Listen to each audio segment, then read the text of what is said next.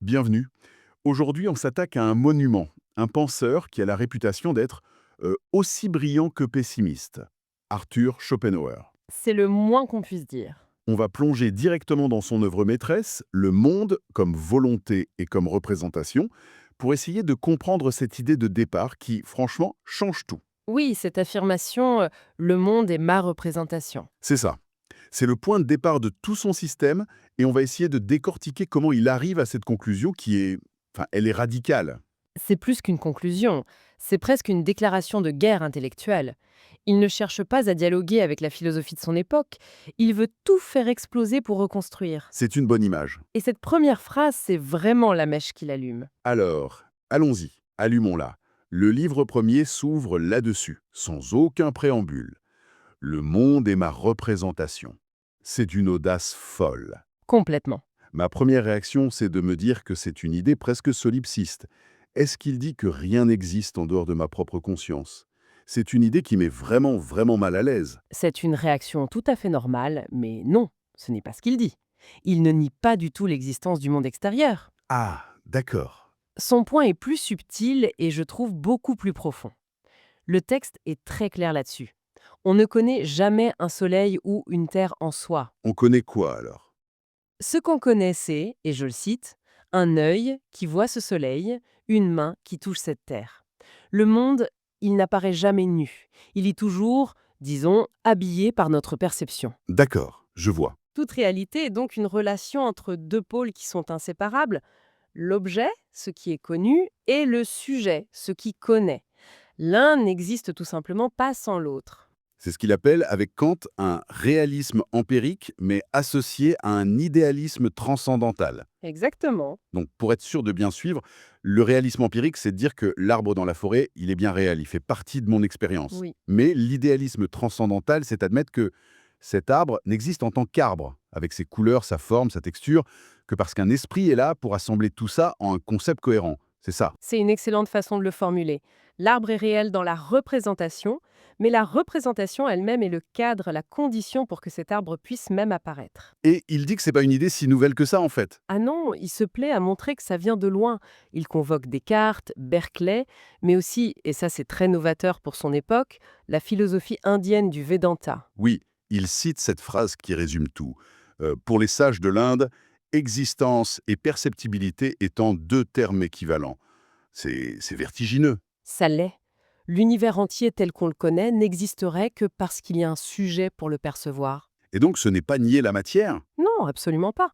C'est refuser l'idée d'une matière qui existerait de manière absolue, indépendante de tout esprit. C'est un renversement complet de la perspective habituelle.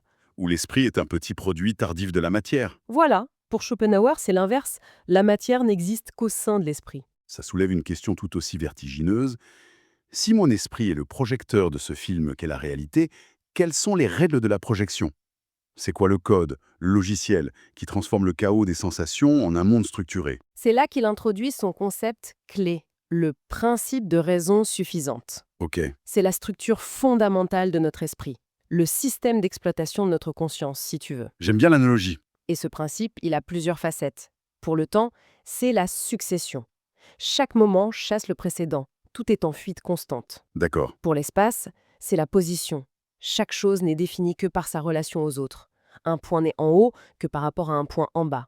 Et pour la matière, qui est la combinaison des deux, c'est la causalité. C'est là que ça devient vraiment intéressant, je trouve. Il dit que l'essence même de la matière, c'est son action. Oui, et il va même chercher l'étymologie allemande pour le prouver. Le mot pour réalité, Wirklichkeit, vient directement du verbe wirken, qui veut dire agir. Donc la réalité d'une chose, c'est sa capacité à produire un effet. C'est ça. Attends, ça change tout. Ça veut dire que même l'objet le plus inerte, comme cette table, n'est pas une chose passive. Non, Sa réalité même, c'est son action, sa capacité à résister à ma main, à supporter mon ordinateur. On devrait voir le monde comme un ensemble de forces en interaction, pas comme un ensemble d'objets. c'est exactement l'idée. Il pulvérise cette notion de matière statique. La réalité est un verbe, pas un nom. C'est un processus. Un processus constant. Et c'est pour ça qu'il se sent si proche d'Héraclite, qui parlait du flux éternel, ou de Platon, pour qui le monde sensible est un simple devenir, jamais un être. Ou Spinoza aussi, avec les accidents de la substance unique. Exactement. Et bien sûr, la philosophie indienne encore, avec le concept de Maya, le voile de l'illusion. Ce n'est pas que le monde est faux, Non, c'est que la façon dont on le perçoit comme une collection d'objets séparés stables, ça, c'est une illusion créée par notre propre esprit. précisément. Et la faculté qui opère cette magie, qui transforme une simple sensation sur notre rétine en un objet extérieur là-bas, il l'appelle l'entendement. En allemand, Verstand. D'accord. Et pour lui, voir, ce n'est pas un acte passif. C'est un acte intellectuel, mais instantané et inconscient. L'entendement remonte de l'effet, la sensation dans notre corps, à sa cause, l'objet extérieur. Donc toute perception est intellectuelle. Voilà. Attendez, ça me perturbe.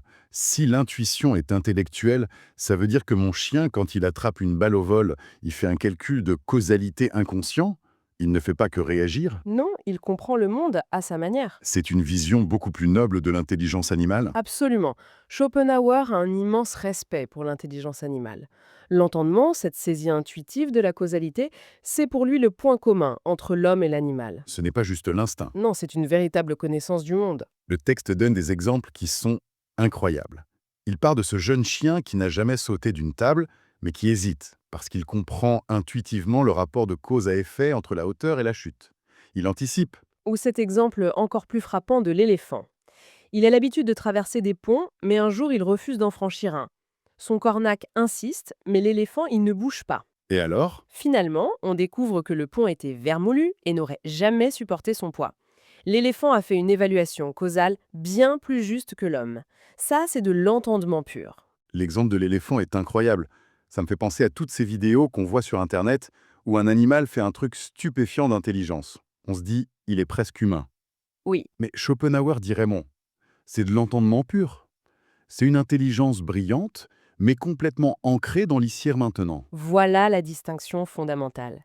Ce qui est propre à l'homme, ce n'est pas cet entendement-là, c'est la raison, Vernhoft. Et la raison, elle sert à quoi au juste? Selon lui, elle n'a qu'une seule et unique fonction, former des concepts. Et un concept, c'est une représentation de représentation. C'est-à-dire, C'est prendre toutes nos expériences intuitives, toutes nos perceptions d'arbres, et en extraire le concept abstrait d'arbre. et c'est ce qui nous donne le langage, la science, la capacité de planifier le futur et de réfléchir au passé. Exactement. L'animal est prisonnier du présent. L'homme, grâce au concept, il peut voyager dans le temps par la pensée. Mais il dit que c'est une arme à double tranchant. Et comment? Là, on touche au cœur de son fameux pessimisme. Cette faculté a un coût terrible.